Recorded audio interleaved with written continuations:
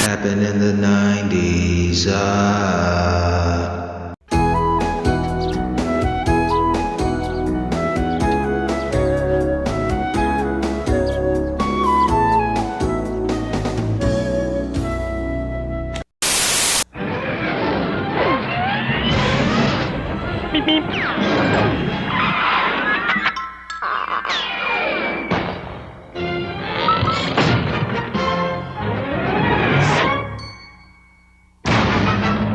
With its unique white track design, the White Track Grand Prix Sports Sedan provides better cornering and control when you're out for a bite. The White Track Grand Prix by Pontiac. Whiter is better. And how familiar are you with the show Good Times? I'm not gonna claim. I mean, I know like the song, and I know Good Times is Dynamite, right? I'm like, I'm so high. It's funny that you remember it for that, and that's the problem. Dynamite. Yeah, that's the problem, right? That's it. That's all I got. That JJ, what was his JJ Walker? Jimmy Walker, yeah. Jimmy. Yeah, I'm not a huge. I'm telling you, Steve. I think I lost a lot of my. It's just gone. I don't know if it's the weed or the chemo, what did it, but a lot of these shows I used to remember, I don't got a lot of recognition of them anymore. And I was not a Good Times. It was on, but it was like Mama's Family. It was just like one of those shows that came on where you're like, this is good, but I was not a regular. Oh yeah, I mean, I watched it a lot growing up in syndication because this is a show that came and went before we were born, I believe. But the older I get, I like it less because why? I mean, for one, they're never having a good time. We regret to inform you that your husband, James Evans, was killed in an automobile. Oh my God. It's called Good Times, and it's like I don't want to trade places with anyone to begin with, but like, man, like I don't want to be on that show. I would never want to be a man, the Evans family. Good times. They're scratching and surviving, Steve. I mean, I don't know what you expect, but and see, like, yeah, we survive just to scratch in stride. Scratch and just that's our whole being. And that's one of the things that annoys me, Matt, is because like the mom. Isn't that Florida Evans? Is that who the mom is? Florida Evans. Okay. I remember there was an episode where when JJ was selling dope, he had to get out on these streets and serve the block. He had to let them packs go. You know what I'm saying? Chicago, surviving, Steve. That's what you do. Hey, that dope ain't gonna sell itself in the streets of Chicago. Mm-hmm. And this is after their dad died, and nobody works. Nobody has a job. So JJ, what the fuck do they want him to do? Yeah. He got to get out here and do something. So Florida kicks him out the house. Oh, JJ with your dope money. And this is like, dude, he's giving his siblings money. They're like, oh, Thelma, here, a couple $100. Hey, Michael, here, get yourself a bike. And they love it. Shit. Because ain't nobody working, Matt, and they daddy dead. But Florida. Maybe they're collecting a check, Steve. I mean, isn't there some kind of shit going on? Like, do they get some dead man money or something? Like Florida is like this always like religious, like she just wants to leave it all up to God all the time. But these bills are due, Florida. And JJ got to serve the block. You see how he's dressing now? You see who he rolling with? What he rolling in? Oh, JJ, get the fuck out of my house with that dough money.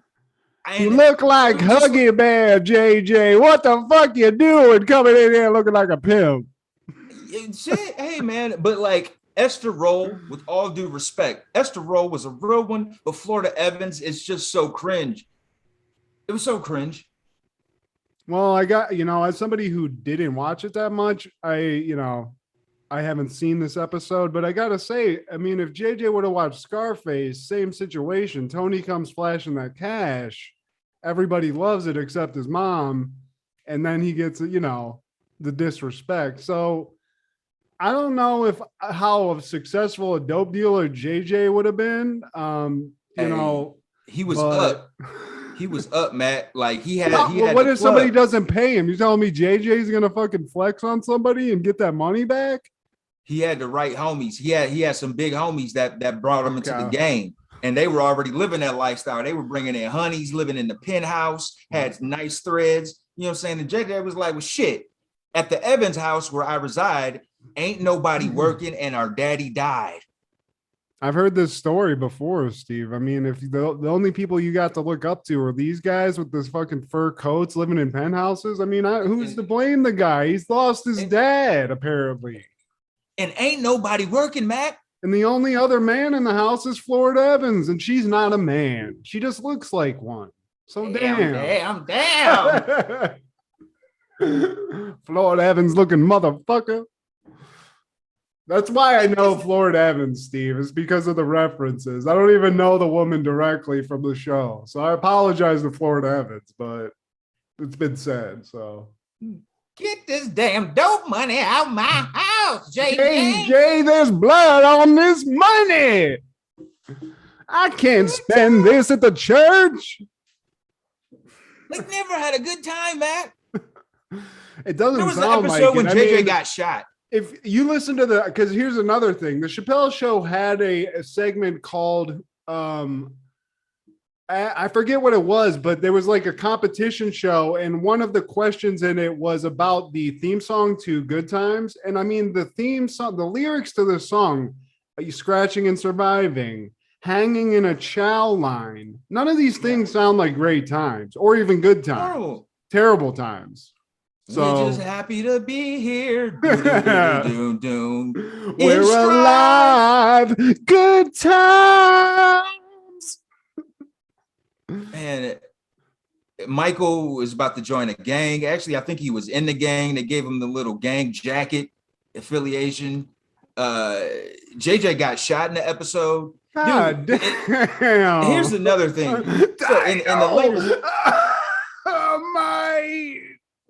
They jumped the shark after the dad died because he didn't like the buffoonery that was going on. And much respect to John Amos, man. But like, who in was the that later guy? season, Okay, because I can't picture that. The dad, is the dad the same dad as in Coming to America, the restaurant owner? That's him. Okay, that's John the guy. Amos. Okay, yeah. So I did see some of these episodes, Steve. I definitely watched Good Times because it came on a lot. I mean, it was in syndication a lot when we were little kids. So it started out great. I never caught these like Wire-esque episodes where JJ's dealing dope and getting shot in the streets. I mean, I just never caught those ones, you know? Yeah, man. And then like the later seasons, the sister Thelma, she got married to a guy named Keith, who was an NFL player. And you think, okay, this is our ticket. We're on the way up. Thelma's hot. She could really attract an NFL player. Damn, And I mean, so what happened there? During the wedding, as Keith, the NFL player, is walking down the aisle, JJ takes a picture with his camera with his beanpole fucking legs, and Keith trips over JJ. Career-ending injury. What? A man who plays NFL with fucking Jack Lambert, Deacon Jones. Supposedly he's in the NFL playing against those Raiders teams and the Chiefs, Larry Sonka and all that. Career-ending injury, tripping over skinny ass Jimmy Walker fucking leg. Blown ACL. Now, well, I mean, that's not a good time, Steve. So not a good time. Like, they just cannot win. I'm not, I mean, you've sold me or not sold me. I don't know how to say that, but I'm not going to watch Good Times. It just sounds like a bummer of a show, Steve. It's totally a buzzkill. What if we what if we buy the rights? Okay, just bear with me here. This is a business idea. We take it, we rebrand it, we call it Bad Times. We put some like sinister music behind it instead of the happy sitcom-y music and the laugh track and shit. And we really turn this thing into a dark shit. It sounds like a very dark show. We could just, sell it to the Philippines as a different show, is what I'm saying, really cash in here. And what if we just flip every scenario in every episode? We do the exact opposite. This week on Bad Times, JJ deals dope and shoots a motherfucker. just straight up change the fuck out of it. Hey, it would. JJ, yeah, I mean, is Jimmy Walker still alive, Steve? He's still alive. He's not doing much. Hey, let's do a reboot where it's his kid. And it's a hood movie now, and it's just not good times. Essentially, I think it would just end up being an empire. Yeah, right. I want you to take on the legacy, man. I'm gonna pass on the legacy of the empire to you, man.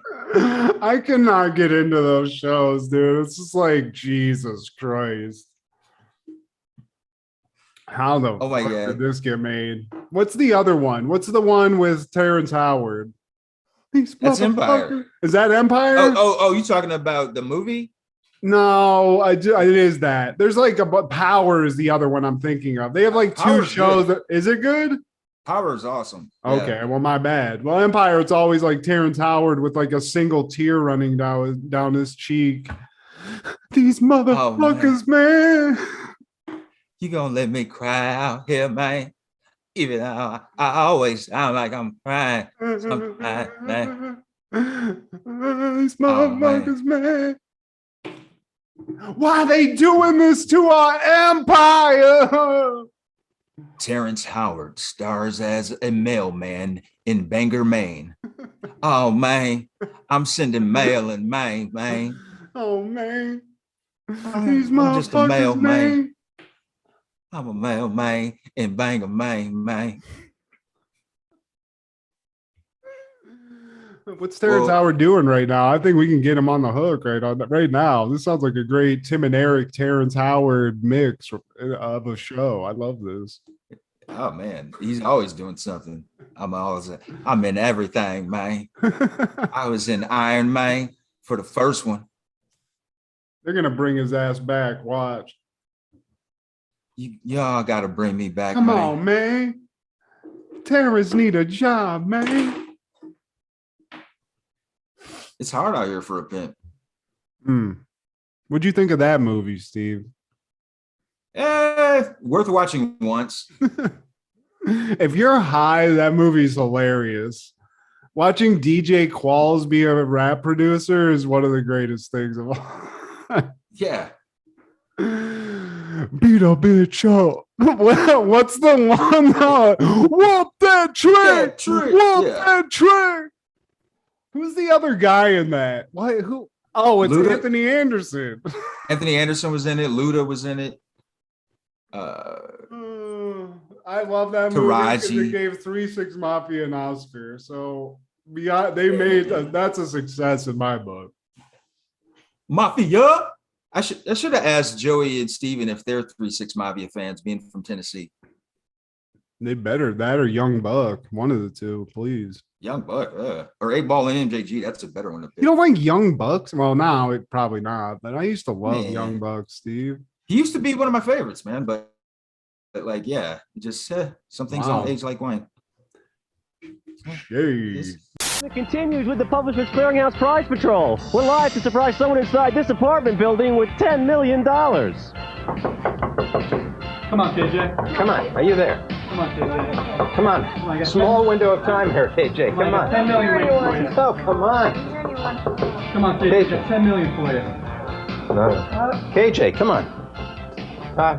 Come on. Todd, I'm not sure that they're home.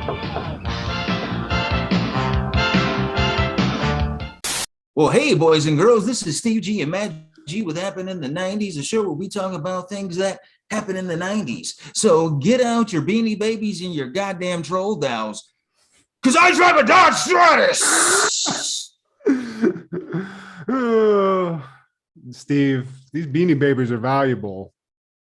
We're about to find out. Lithgow's out here. Sound like crack cocaine, baby. We're going to be talking about all things October 21st and the 90s. Yeah, man. What the fuck? Sound like Jack Palance. Yeah, Jack. Yeah, my number one guy. That guy's creepy, dude. We're talking about the nanny for the first time. Mr. Sheffield. She is hot. That show was on for like 7 seasons, I think, 7 or 8 seasons. Yeah, I mean, that was like, I don't know. That must have been like when I was not really at home anymore. I mean, that had to go when we were in college, right? Because no, it started in the early 90s, I believe 93, and it went until the end of the 90s. It started and ended in the 90s. And it was on CBS though. That's the thing. There you go. We've gone at great lengths how much we didn't fuck with that station growing up. We never did. I still don't. I can't really think anything. I mean, maybe you'll be at home and every once in a while with like a relative and you'll watch a Big Bang Theory, but I'm not watching any CBS shit. I watched this NCIS, which I think is a CBS show. It sounds like a CBS show with my father-in-law last night. Oh my God. It's another one of those shows where it's like porn level quality with no fucking. So it's just it's trash. Man, it's stale oatmeal, man. It's very. I don't know. So I'm getting from you right now. You're not a fan of the nanny, Steve. I like Fran Drescher. You really do talk like that. Who would make this up? But it's a really hot chick that's in a CBS sitcom. So it's got its staleness to it. I feel like any of these programs, if like we're going to discuss on CBS, even if it has potential to me, CBS just has that staleness added to it. It's the most tame version of the whatever we're talking. You put a sitcom on CBS, it's like anybody can watch it. Your grandma can watch it, and the kindergarten kid can watch it. It's just not offensive, It's not edgy. Doesn't push Vanilla the envelope. Yeah, the people there are watered down. They get true value versions of actors. Like who's the lead guy? Charles Shaughnessy. He's true value Pierce Brosnan. Who's the fucking the guy, the kid, the oldest son? True value Ryan Gosling. He looks like Ryan Gosling's brother that just was really good at math. And they don't use him that much either. They're like, all right, we got like Fran Drescher and we'll just, all this other shit. We'll figure it out later. Because I don't remember. I was watching this and while I did laugh, I mean, I was pretty stoned. It was funny at some points, but like, I don't remember any of this show, and I must have never watched it because to me, what I remember is everybody making fun of her voice, just that typical shit. She's hot though. She's a little hottie, but Fran go Fran. Yeah, and they even have a saucy butler that's like a Wish.com white Jeffrey. He's just he's trying, but he's a puss. If they had a showdown, a battle royale, Jeffrey got his hands on this dude, give him one of these. It's over. It's just like straight cannons to the left of me, cannons to the right. You do that.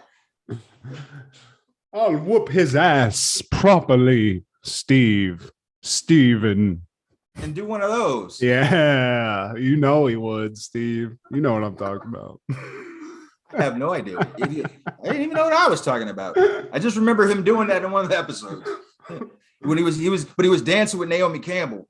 Real pimp shit. If you can say that sentence, I was dancing with Naomi Campbell. You've won in life. So all the questions I've had about the guy and Jeffrey, he danced with Naomi transfer Campbell. over to the nanny guy.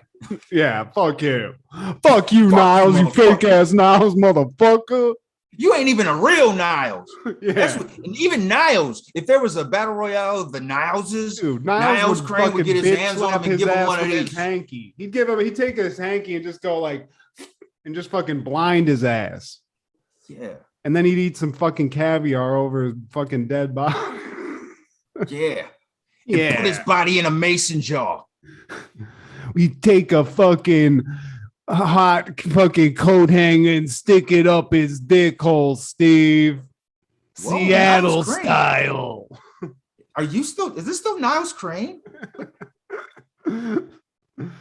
But anyway, I wasn't expecting good things of either of these shows. And while it seems like you didn't like either of them, I have some good things to say. I'm going to go positive today, Steve. I've smoked the right amount of weed. I watched it. It's all clear in my head. I got some good things to say about these shows. So You smoke too much because I ain't even say anything about Third Rock from the Sun. Like, I actually like, I'd never watched that one growing up, but like, I like the guys from it. I like Joseph Gordon-Levitt, despite him having an assassin's name. Be wary of these three named celebrities, man. John Wilkes Booth, the guy that killed MLK, he had three names. The guy that killed, JFK had three names. Yeah, Lee Harvey Oswald. Oh my God, Steve, did you figure out some conspiracy? Holy fuck. Yeah, man. And we love Tiffany Amber Thiessen, man, but shit, you got to be careful with those cute ones. We're on to you. You can fucking assassinate the fuck out of me, Tiffany Amber Thiessen, please. Yeah, but John Lithgow, he's a legend that we don't really talk about enough. Harry and the Hendersons. I mean, you want to know my favorite Lithgow moment, and I don't think a lot of people say this. He was the villain in Cliffhanger. Kill a few people, they call you a murderer. Kill a million, and you're a conqueror.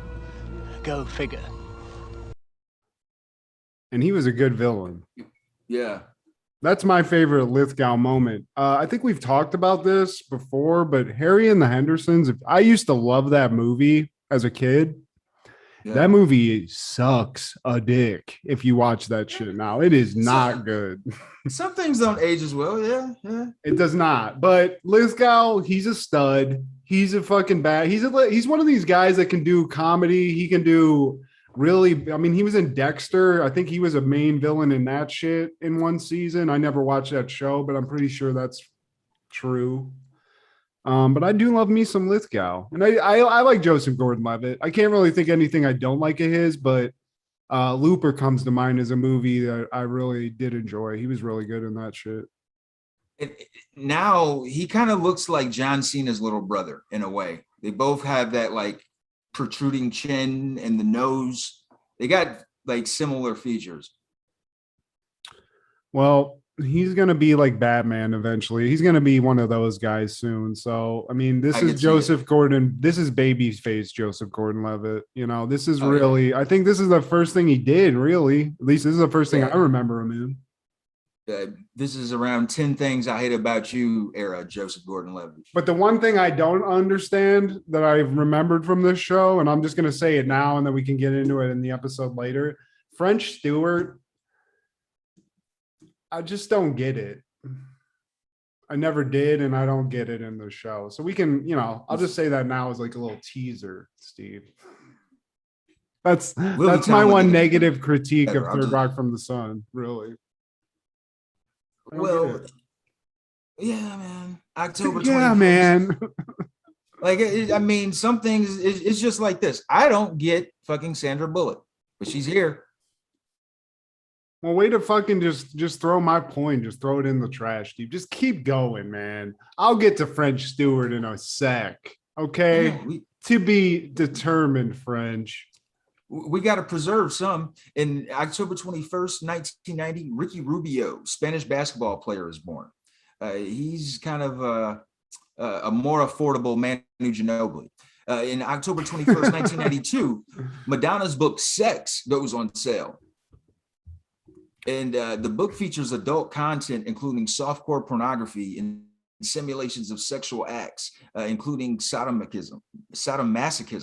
Madonna developed sex after Judith Regan and Simon & Schuster publishers suggested a book of erotic photographs, and she wrote it as a character named Mistress Dita, inspired by 1930s film actress Dita Parlow. It was influenced by punk rock and fashion figures, including Guy Bourdin, Helmut Newton, and Robert Mapplethorpe.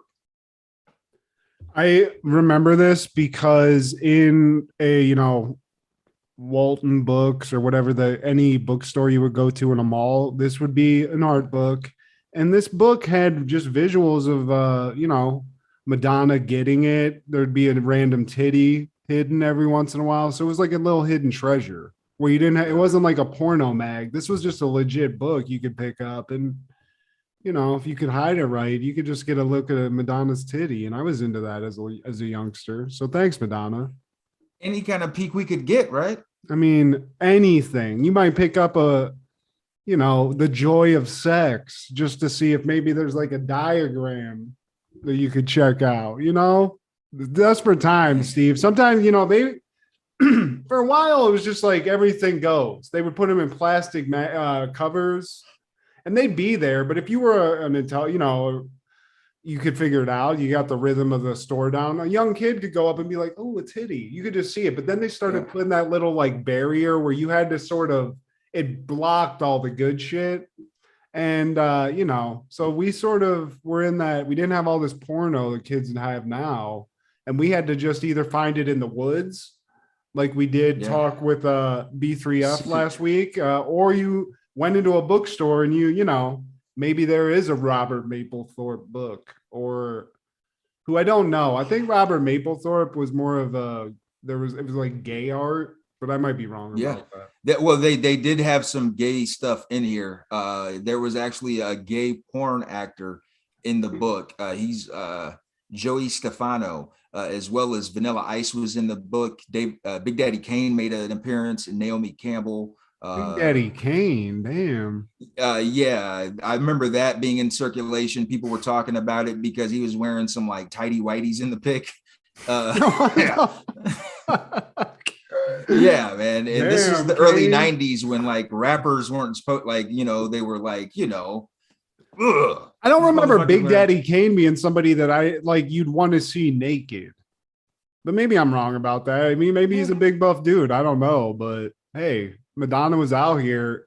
I mean, say what you will about her now. It's kind of hard to see somebody like when she's young, because now she's kind of a mess. I don't want to besmirch Madonna, but back then, dude, she was hot as fuck. So she was that thing for sure.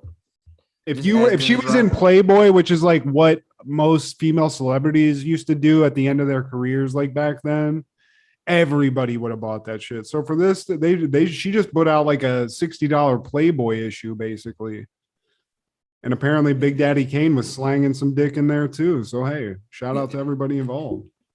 It topped the New York Times bestseller list and went on to sell more than 1.5 million copies worldwide. It attracted extensive media attention and backlash, but Madonna remains unapologetic. And it initially received negative reviews from fans and critics who felt she had gone too far. And later reviews have been more positive, with academics deeming it a defining phase in Madonna's career. Sex is noted for its social and cultural impact, and it's considered a bold post-feminist work. Wow. I mean, it's weird, man. Shit's just changed so much since then. Like that back then, that was a huge deal. Now, if some, singer did this, I don't even think it would move the needle. It would be exciting, but there would be no backlash. You know what I'm saying? Because now it's like you got to be a Kim Kardashian and do a straight up porno. That's what gets all the views. Somebody showing a titty. That's just an Instagram picture at this point. Now, in 1995, Saturday Night Live is airing the episode with musical guest Natalie Merchant and your host David Schwimmer. This is a good one. I didn't get to watch this, but I definitely remember seeing this one a lot, and this is a good one. This is a good cast too. So yeah, Natalie Merchant performs Wonder with Jennifer Turner and Carnival with Jennifer Turner and Cattell Kenia.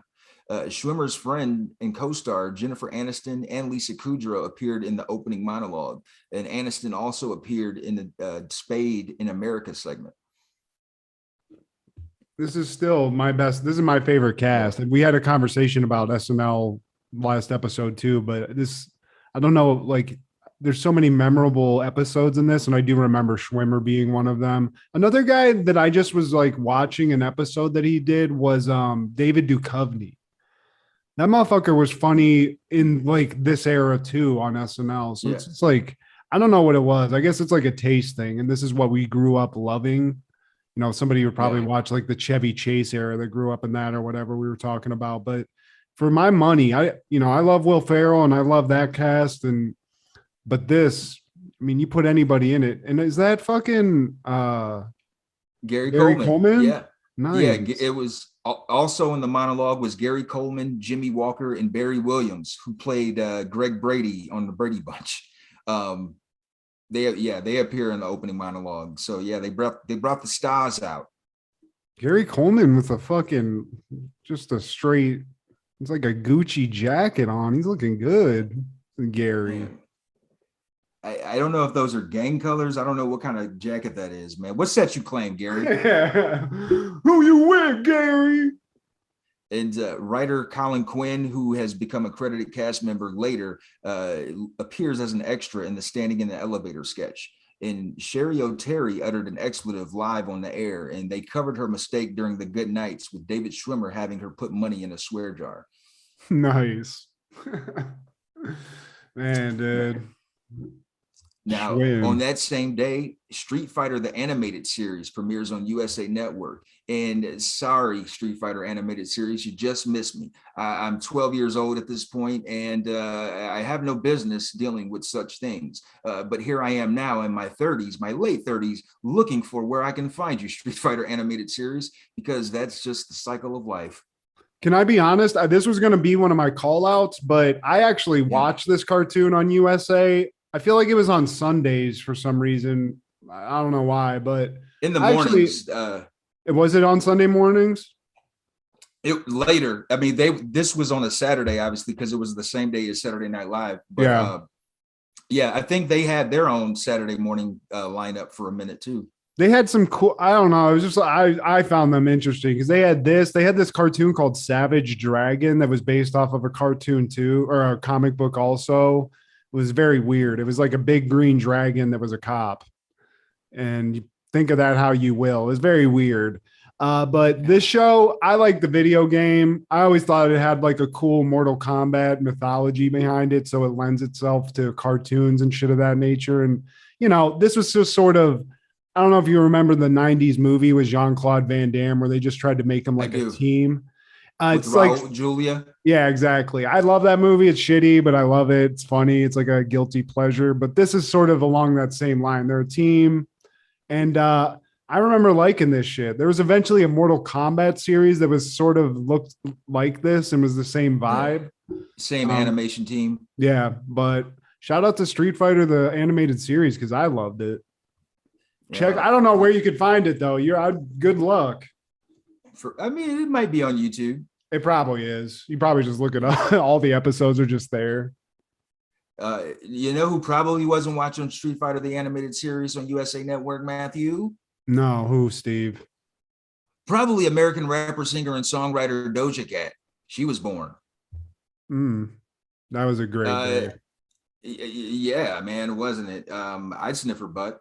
And the thing that you might remember her from on the radio, she's got that goody. You get that young. You get that. I will say she was on that show, Dave, I believe, with she was, yeah, and she was hot on there.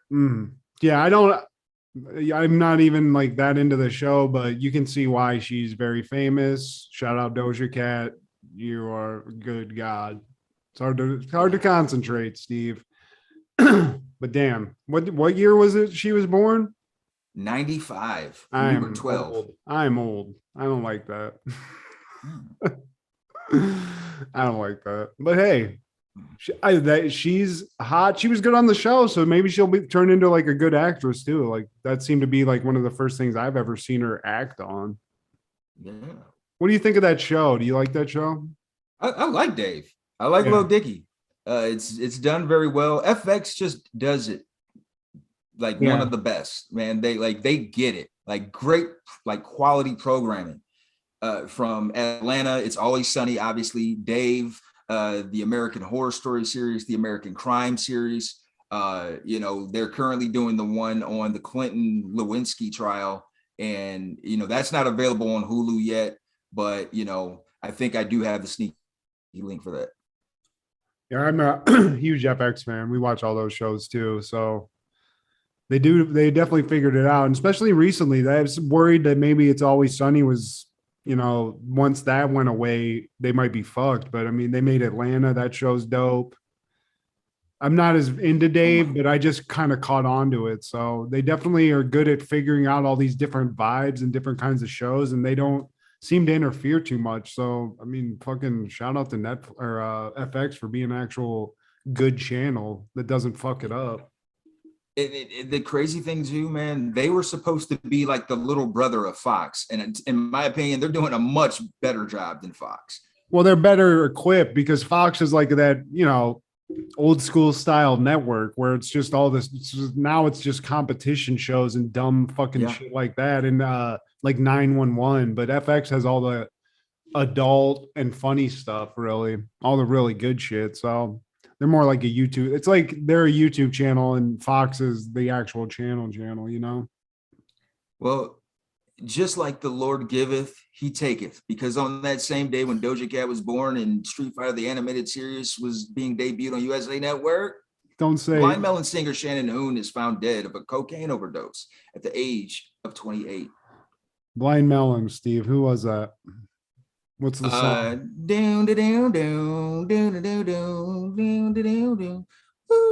Oh yeah. All I can say is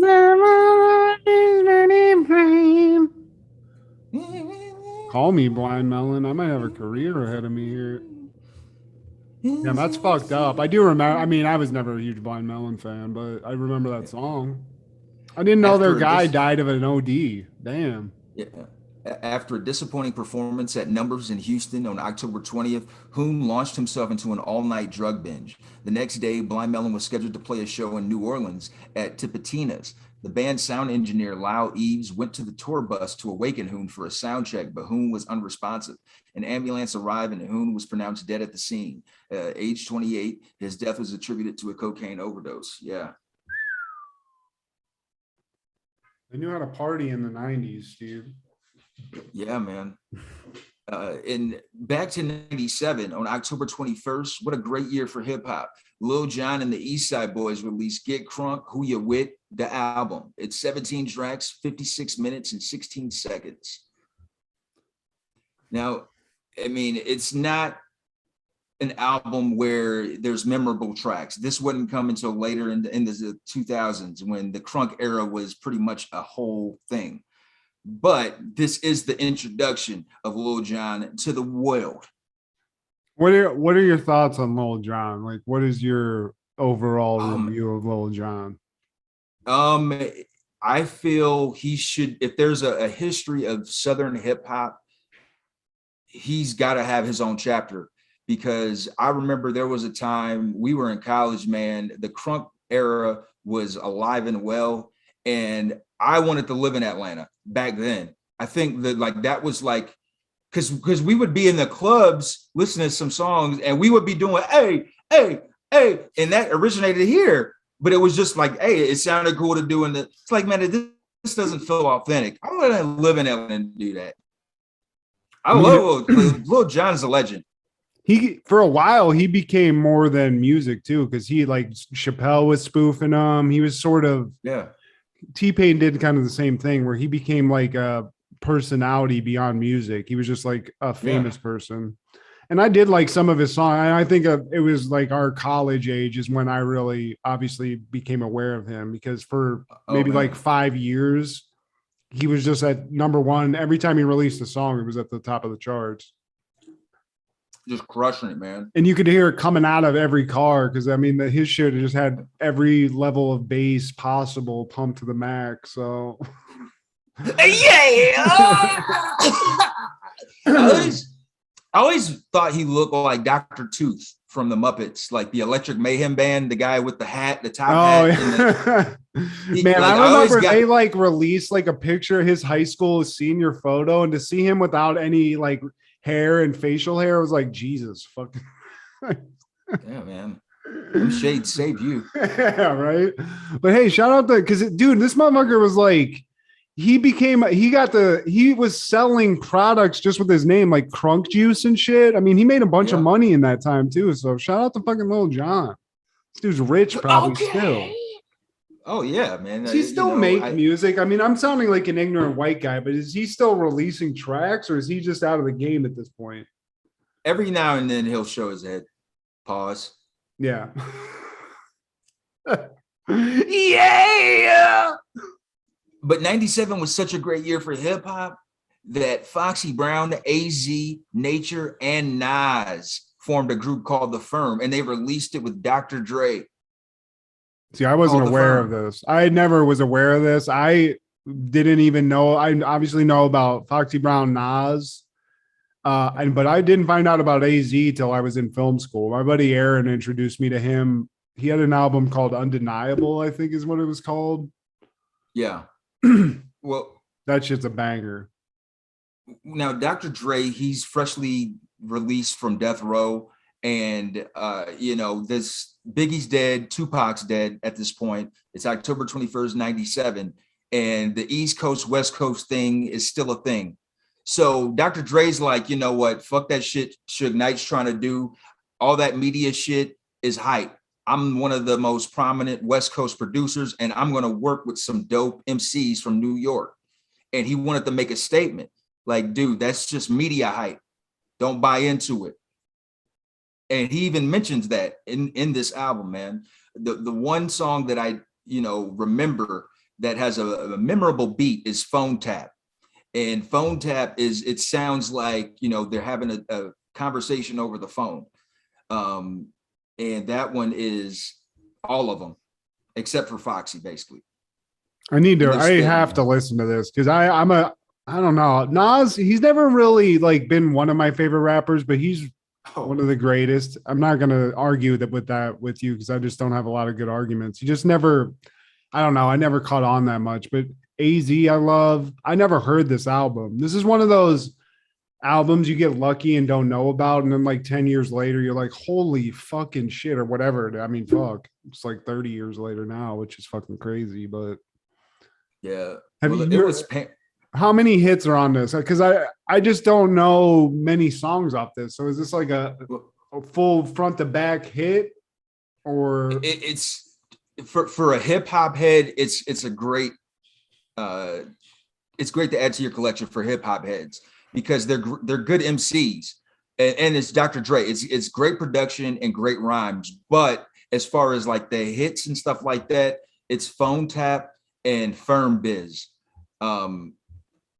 It was panned by critics. It didn't get what I felt like it should have got. But I'm a fan of each of these people individually. So obviously I'm speaking with a bias, but I feel like AZ doesn't get enough notoriety because I never heard of the dude. Maybe I heard Nas had a cousin or something. I think they're related in some way, but yeah. If you go back, because he had a song called Sugar Hill, I think. Sugar Hill, baby. Yeah. That shit was dope. But I'm telling you, get this, listen to the album Undeniable. And it's not every song's good, but there's at least 4 straight hits on that I never had heard of before Aaron introduced me to that album.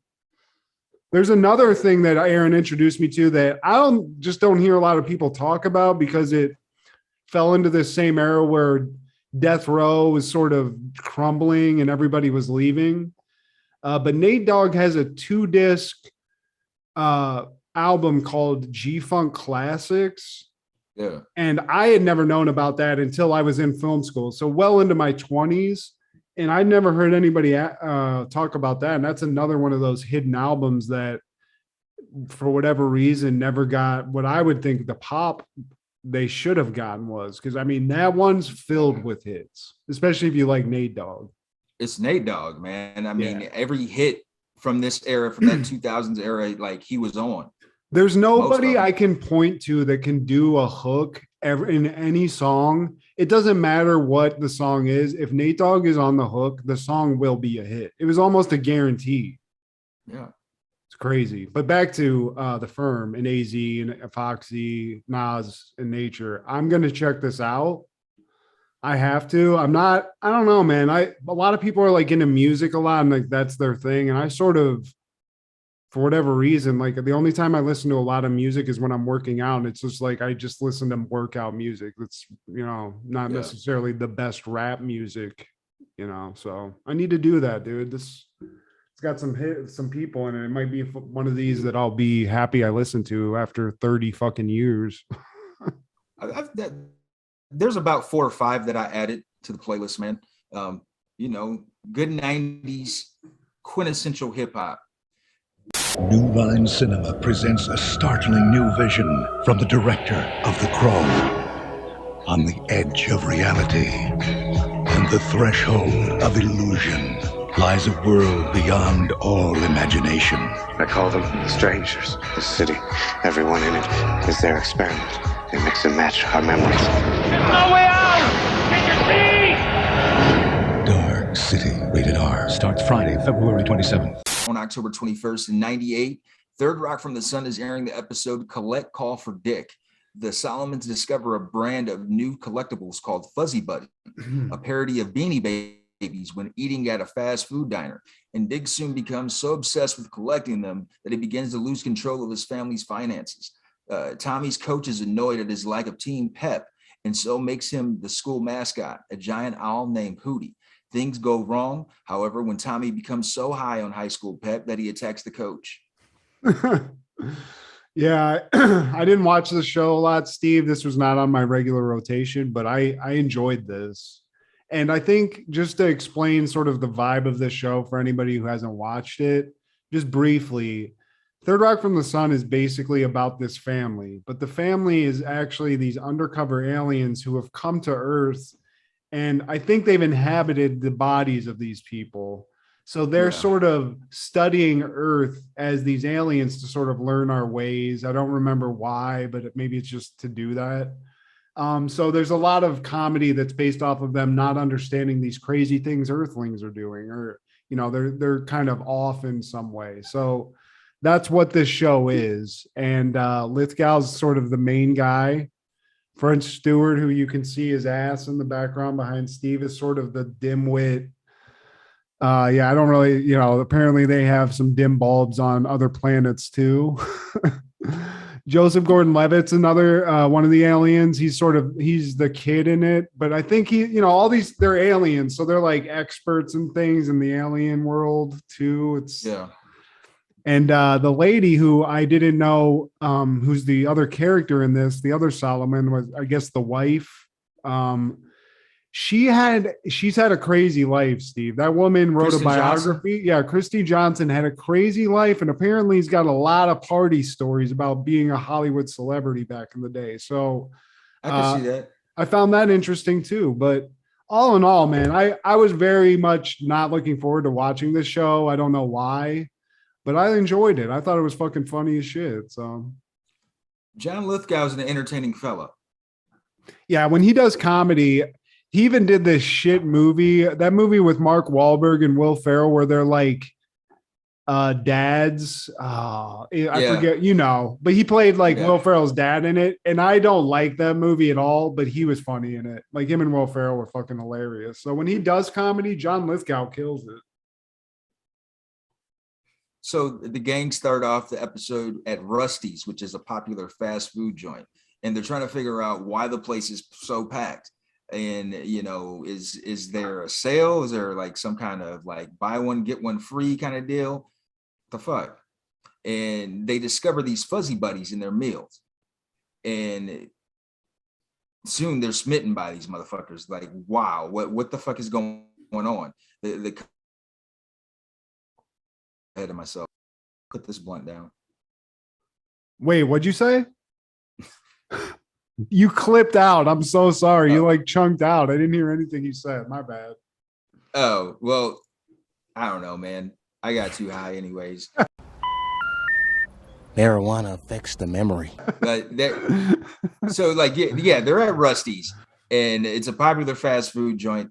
And, they're trying to figure out why the place is so packed. Is there a sale going on? Or they, buy a meal, get a free burger? What the fuck? And they discover these fuzzy buddies in their meals, in their Happy Meals. And soon all the attention goes to these fuzzy buddies. And they're perplexed by them because why would they put these things in a meal? Why wouldn't they put something useful in the meal, like a screw, whatever. But my thing was these are aliens. They've come to Earth. They have travel, they have space travel technology, but they choose to come to Earth and eat trash food and eat at a McDonald's and collect like these are the lamest fucking aliens of all time. Like, do you remember the show Alien Nation? I do. This is like Alien Nation if it was written by like a Midwestern wife. Like it's, the same basic concept. They're just like hidden aliens in America, but they're just wacky aliens experiencing life on Earth and shit. So I would be bored with this. These are not going to face hug your, they're not going to like burst through your chest aliens. They're just here to hang out, have a Big Mac. And now they're like apparently Earth marketing tactics work very well on them because they're starting to love these Beanie Baby things or fuzzy bunnies or whatever they're called. It's starting to become it's already like, you can tell like, well, actually, no, it doesn't happen yet, but they get them. And then we go to the school where Joseph Gordon-Levitt go, and he's again like the child or like the high school kid in here, and they're at a pep rally. And this is a thing that I hated in high school.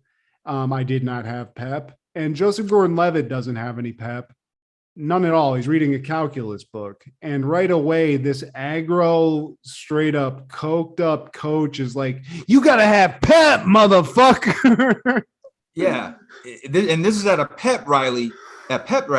When like instead of focusing on the team and how they're doing in front of the class or the school, whatever, his focus goes on this random guy who's reading a calculus book.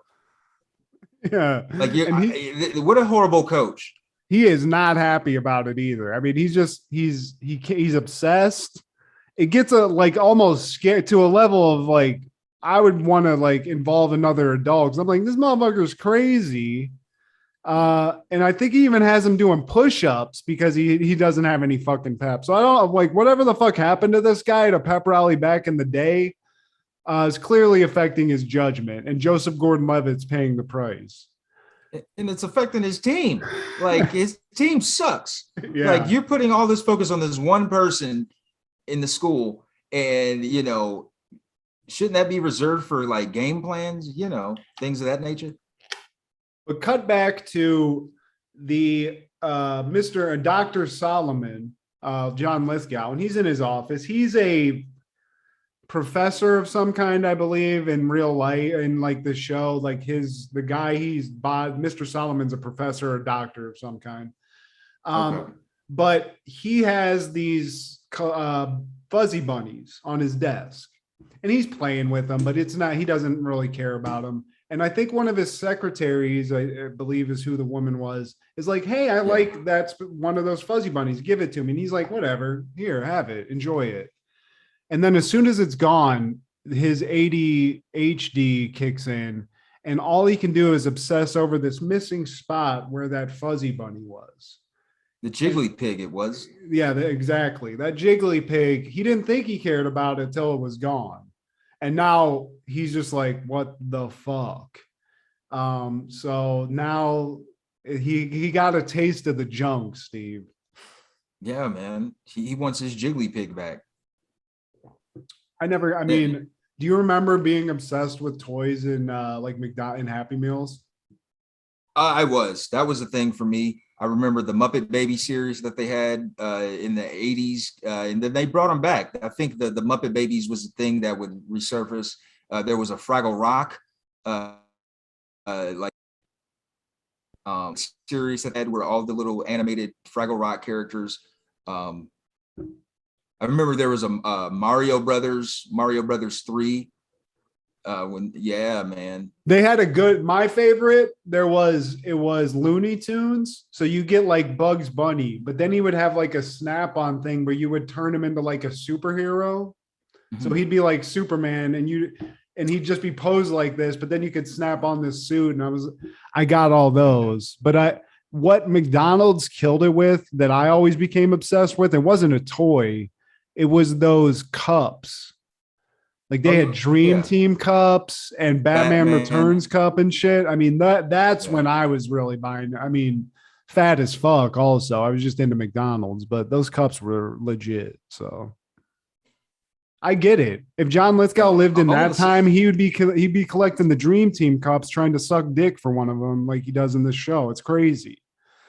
So he's all of a sudden like obsessed with it. Like he just said he didn't give a fuck about it, and like you said, now that she took his jiggly pig, he's like, I kind of give a fuck about it now. Well, and it also like opens up the world of like how many of these things there are. You know, he realizes he like is an alien, obviously. So now he's experiencing obsession. You know, basically, like he's like fully into being obsessed with this toy. The mania. Yeah, exactly. He's got to have the set, Steve. And you know, Sally, she's on the prowl for these things from day one. And she's at the local like drugstore or whatever, and she finds out that they're selling a bunch of fuzzy buddies. Now, she gives the word back to Dick that, hey man, they got this snow leopard who's like, you know, a rare find. We got to find this motherfucker. And so they go to, was it Parma Heights, I believe. I don't know. I didn't get the name of that, but I know what you're talking about. They're looking for Chili Willy, I think, right? Chili Willy and all the other fuzzy bunnies. Now the principal apparently wants to talk to Dick, Tommy's principal, because he doesn't have enough school spirit. I mean, this is like borderline. This is insanity at this point. If this was regular people, this principal and like coach would be beaten to death in that office. You know, because they're like, look, you're not showing enough pep in the pep rally. And we got a problem with that because pep is really the most important thing in this school. And so instead of like, so they call Joseph Gordon-Levitt in to talk about this. So this is like an offense in the school. John Lithgow's there. He's the parent, quote unquote. And so they're going through this. And John Lithgow's character is still obsessed with these fuzzy bunnies. And I think he sees one on the principal's desk and it like, he's not paying attention to jack shit.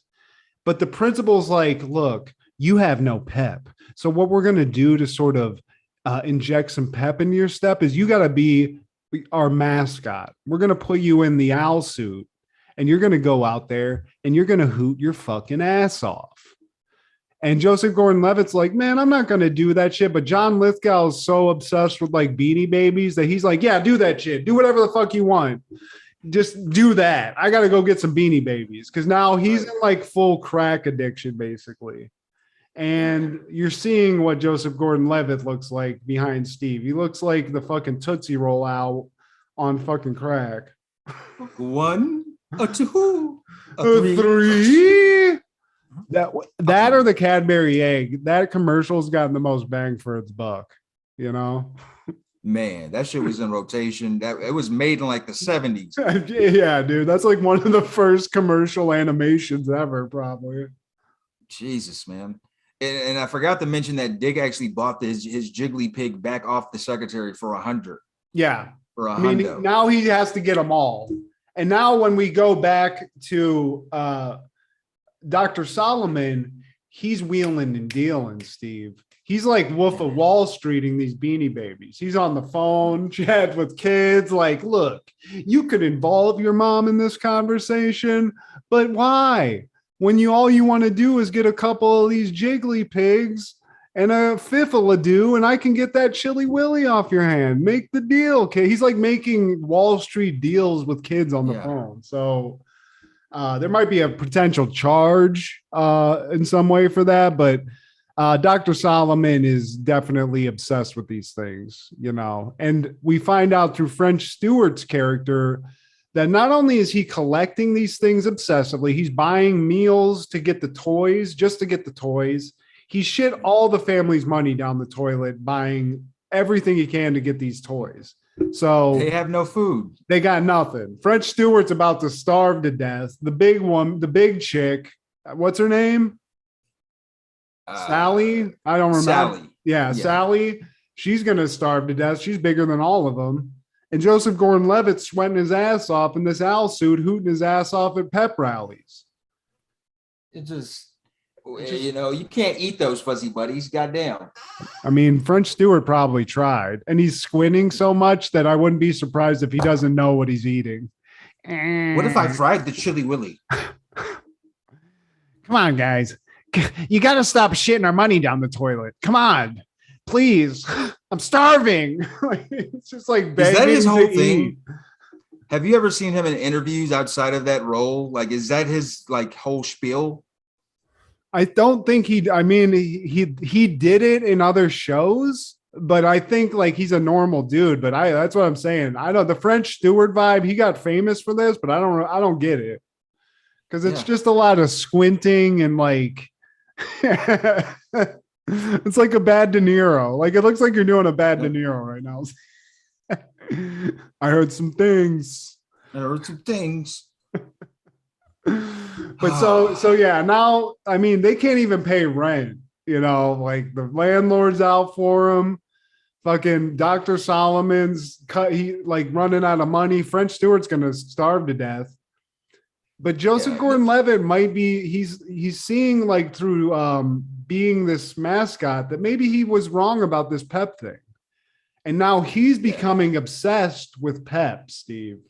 It's empowering him. He has a purpose now, and he sees these hot little cheerleaders hyping him up. Go Hootie, go, yeah. So he's feeling himself now. He's like, hell yeah, I love some school spirit. Give me some school spirit. You got any more of that shit? And then we cut back. So he's fully in now. He's in. He sees it. He's seen the light. Coach can get off his fucking back. He's Hootie the Owl, and he's killing it. But then cut back to Dr. Solomon, who now Sally is like, hey, we don't got any money. We got to sell all these. It's time to sell them. And we can see through Dr. Solomon that now he's starting to crack a little bit. It looks like he's been up on a binge all night. His hair's all fucked up. He's sniffing. He's got a couple of weird powdery donuts under his nose. We don't know what's going on, but he's still high off these fuzzy bunnies, Steve. And while he's agreeing to sell them, you can tell it's he's just not ready to let go. He's like, it's like the guy on Intervention. He's like, just let me have one more night. I got one more in me. One more. Just one more. Let me just try to kill myself one more time, please. And but Sally gets him to go to like this weird convention that is being held at the restaurant, I believe, where you at Rusty's, yeah. And they're here in a weird place to have this. Yeah, I mean, guys, but this is before the internet. You had to arrange shit, so they're doing it there. And while this place is filled with people collecting these things, they're here to meet one specific collector, and her name is the Colombian. Yeah. So they're doing this. Like this is a Coke that deal. 70s show. And it looked, well, I was like, damn, this is Griselda Blanco. That's what it looked like. So the Colombian's here, but she ain't Colombian, Steve. She just has a son who went to Colombia. So we don't have to worry that much. She ain't packing heat, but she is packing one thing. She's got some cash, but she's got this very specific fuzzy bunny that Dr. Solomon's been looking for. And it's a Chili Willy with one nostril.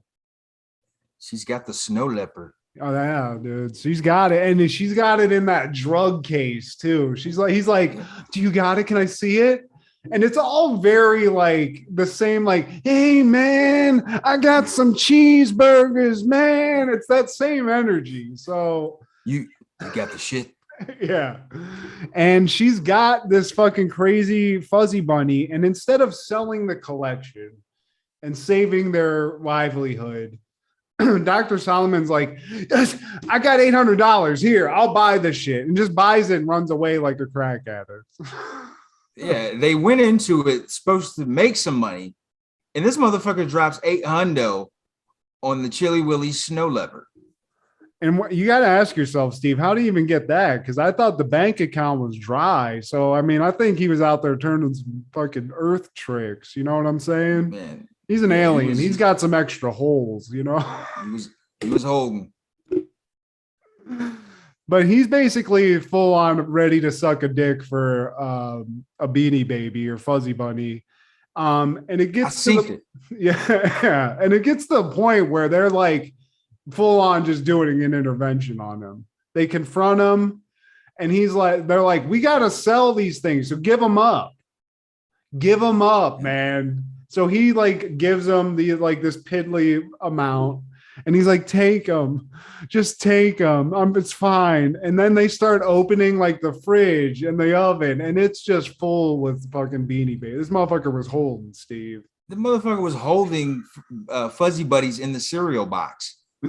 I mean, oven, cereal box, up his ass. You know, it didn't matter. I mean, I think that's even brought up at a certain point. So, you know, it almost got to that point. But they talk some sense into him.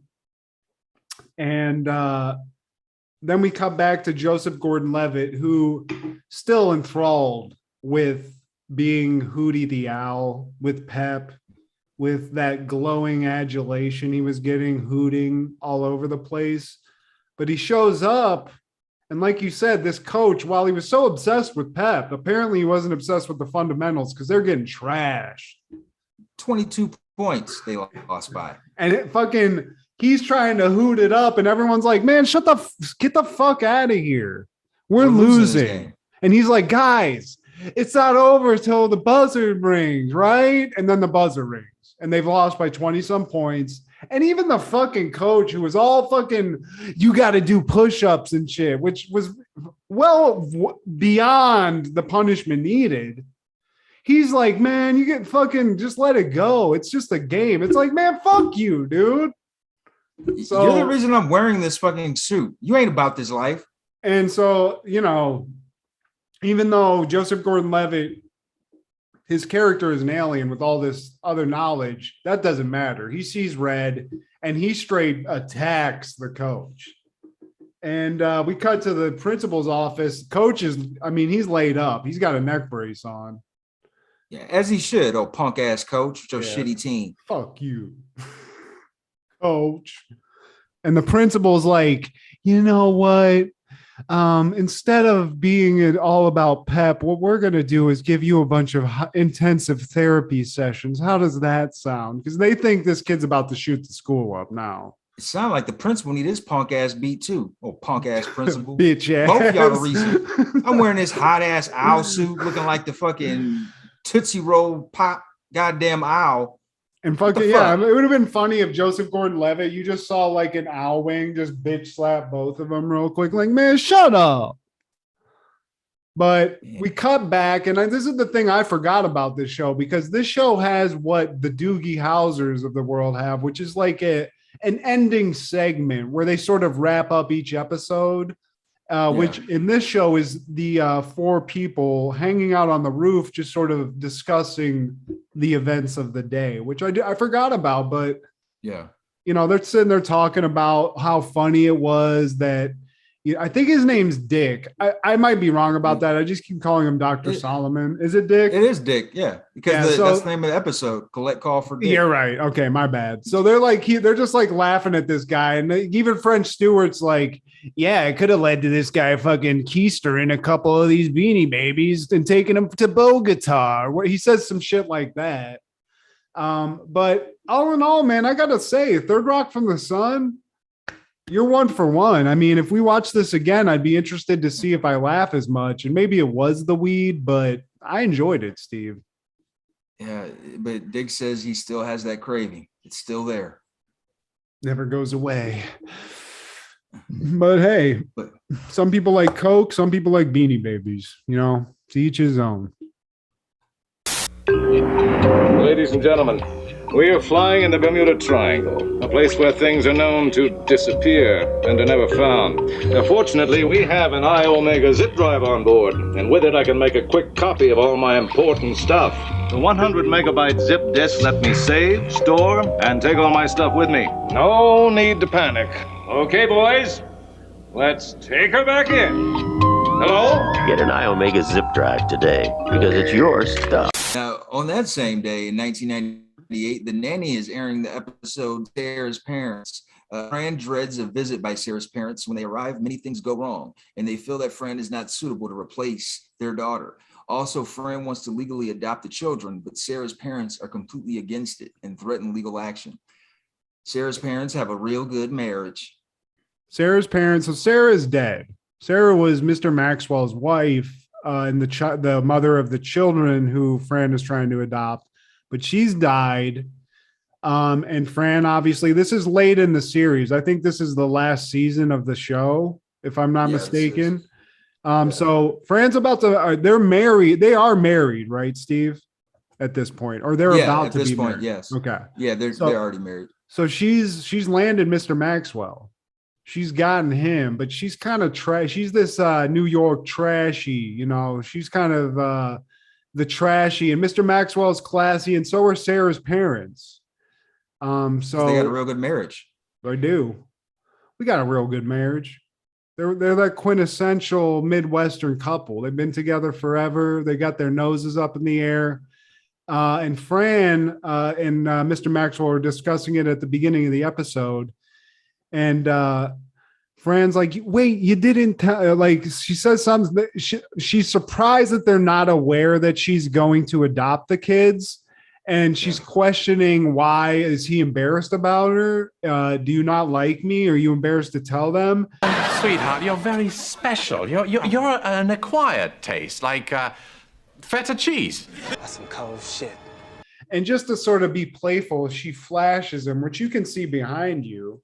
Mr. Maxwell's, he looks shocked, but I would just be like, damn. Hell yeah, that's your wife, bro. Yeah, but I think the reason he's shocked is when they pan to the right, Sarah's mom and dad are sitting there looking through the glass in the door, and they got full view of those tatas, Steve. And yeah, Sarah's dad might be, I think he's probably into it, but Sarah's mom's not feeling it. And I don't blame her. That's not the first thing you want to see of the people who are adopting your dead daughter's kids, just some tits.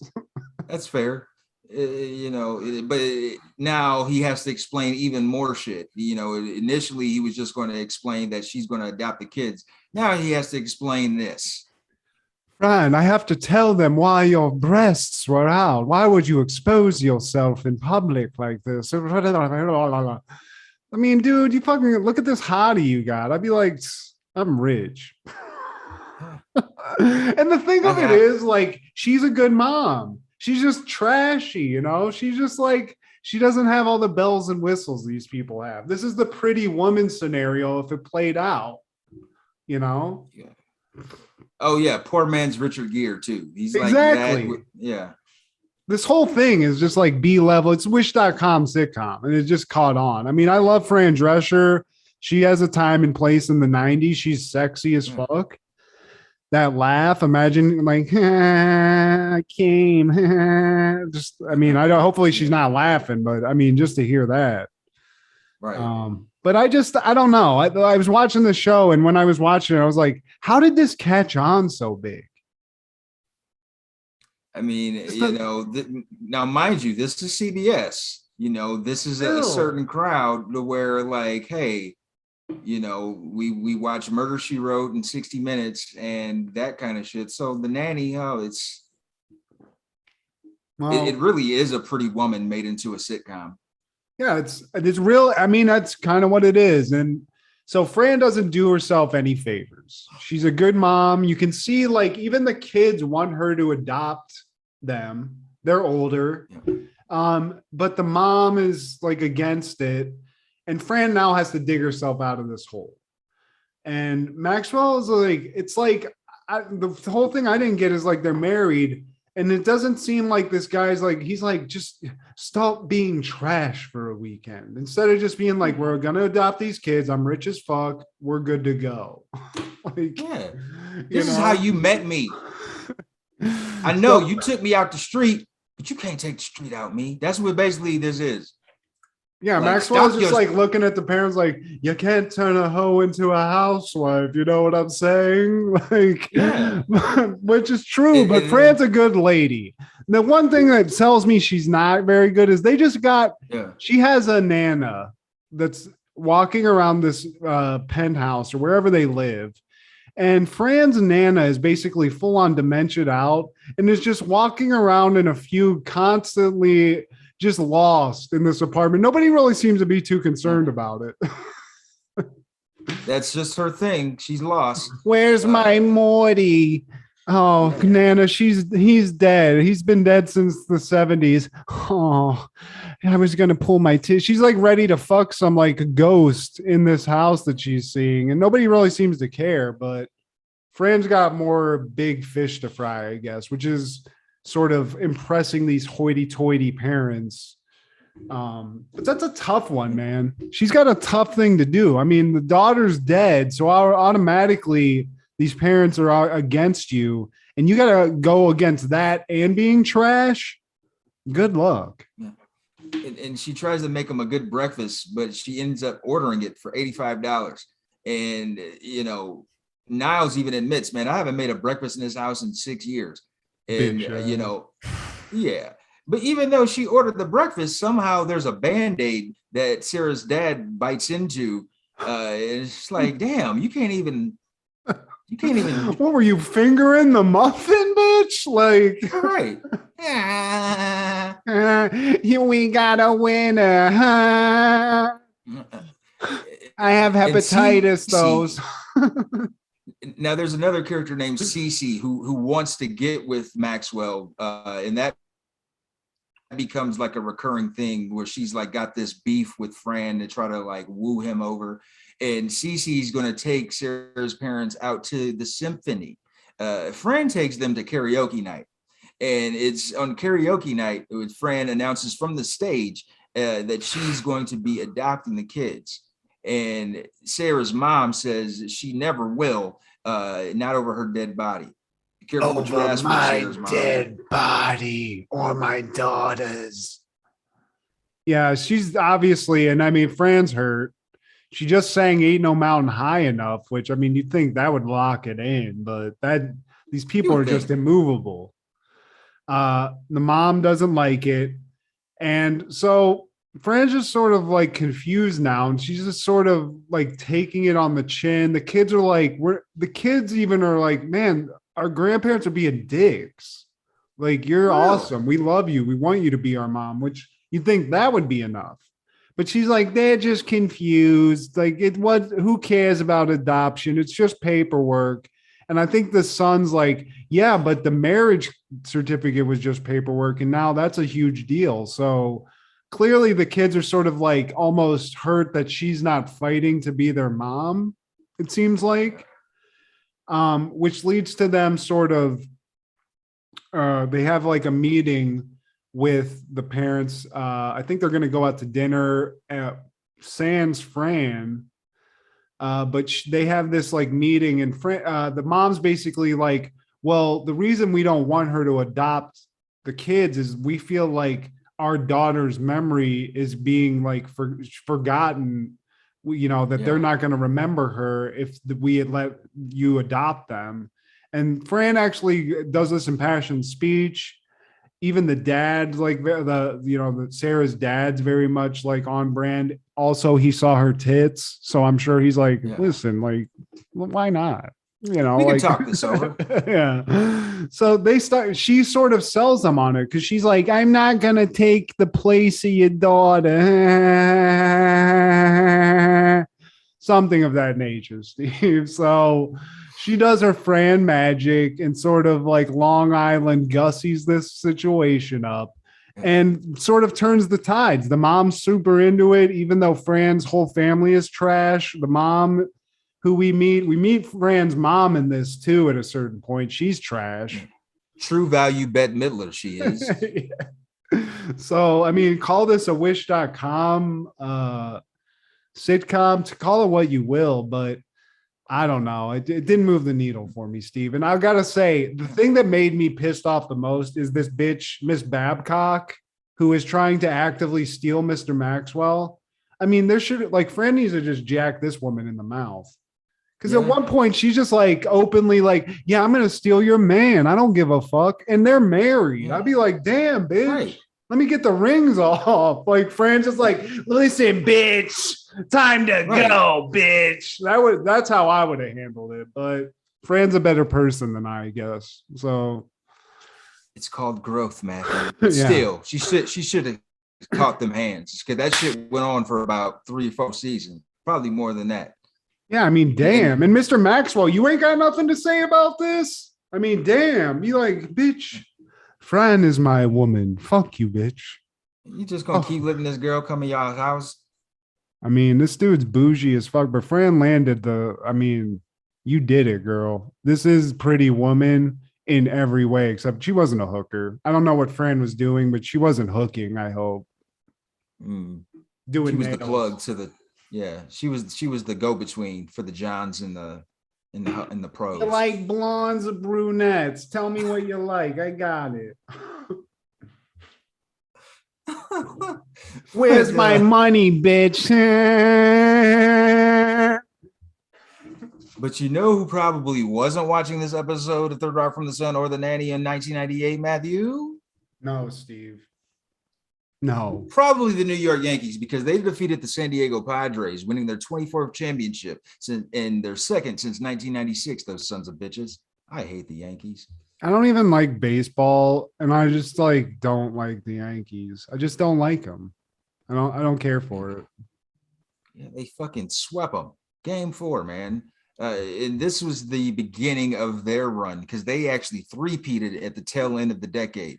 98 they won, 99 they won, and then 2000 they won. And they tried to four-peat in 2001, but they lost to the Diamondbacks, another team who was just born. And a couple years later, hey, you want a World Series, kid? Hey, here you go. Randy Johnson, though, dude, big hurt. Randy Johnson. Might be the ugliest baseball player of all time, Randy Johnson, but one of the most successful. He's up there. Yeah. He looked like a guy who'd be like waiting in line for a gangbang, one of those guys. Or a circle jerk. And any calls of action, honorable mentions, or takeaways? Well, you stole my Street Fighter the Animated Series callback, Steve, but I do have another one. We didn't cover it, but we did miss a really funny Frasier. It's called The Crucible, and it came out in 1993. And it's just a funny episode. Frasier's like this uptight, like really erudite, he thinks he's very cultured. So he buys a painting and he wants to have like a painting unveiling party at his apartment, and which is a very white thing. It seems like it's just so fucking rich. I just hoity-toity, you call it. If I ever say those words, like I'm gonna have a painting unveiling party, just come and just like kneecap me. Just do something to fuck with me, because that's. But anyway, regardless of the whiteness, he does this and he invites the artist of the painting. But when she shows up, she's like, that's not my painting. This is not my painting. So he's like embarrassed and he tries to take it back to the art place that he bought it from. And they sort of are like these, like very art, remember in It's Always Sunny, the Arnold Gablogian guy? They're very much like that. And they just are like, we're not going to refund your money. And it's a very funny episode where all this shit happens. So check out The Crucible. I gotta keep pumping Frasier up as much as possible. It's a good show, guys. I'm gonna sell you guys on it. I promise. If you haven't by now. Yeah, I gotta stop at some point, but just No, you don't. It came out. It was a good one. We didn't get to cover it. We're trying to branch out a little bit, and rightfully so. But I had to call it out, bring some attention to Frasier. So, what about you? Man, in 1991, Fresh Prince of Bel-Air is airing the episode The Big 4-0. And this was the episode where Aunt Vivian turns 40 and she's acting all depressed that she's getting old, but she shuts the show fucking down with this dance number in front of those youngins, those little young 20-something heifers fresh off the porch. And this is the shining moment for Aunt Viv, one of the classics of the earlier seasons. And in 1995, Martin is airing the episode Uptown Friday Night, and this is the last appearance of Jerome and Rome. This is the one with TLC, right? TLC was never on that show. It's Salt and Pepper. Salt and Pepper, right? Salt and Pepper was never on that show. What? But yeah, this was the episode. There were 3 burglars 3 women burglars, and I think they call themselves TLC when they were doing the name check. Oh, maybe that. I read a description, but okay. See, that's what I do. I just like talk out my ass and think I know some shit, and I don't. So there you go. That's what doing research 5 minutes before the show does, guys. FYI. Now you're gonna have me check. Like, am I wrong? Shit, I feel like there was a celebrity in this, but this is one where like they lose like a gift. I know that. I remember parts of this show because it's in season 4, and I just watched that. So, but I might be wrong about that. Marijuana affects the memory, Steve. Yeah, we'll fact check it next time around, man. It's okay. But it's okay. It's Martin. Check out Martin, guys. Sorry, Steve. I hijacked it. I sidetracked Sal with your thing. Sorry. Well, until I figure it out, it's going to keep me up at night. Damn it! And I got to find out now. Was TL, because a lot of people were on the show, and I'm thinking now, damn, TLC made some appearances on shit. You never know, Steve. Maybe I plucked that out of the ether, and that's true. But like I said, that's 5 minutes before the show, and we were talking as I was doing the research. So again, my apologies, guys. Well, as usual, please like, share, subscribe. Check out our sister shows Over the Coach every Sunday and Crushing It on Crushgasm with Kendra every Wednesday. This is Steve G and Matt G with Happened in the 90s. Tell us where your auntie lives.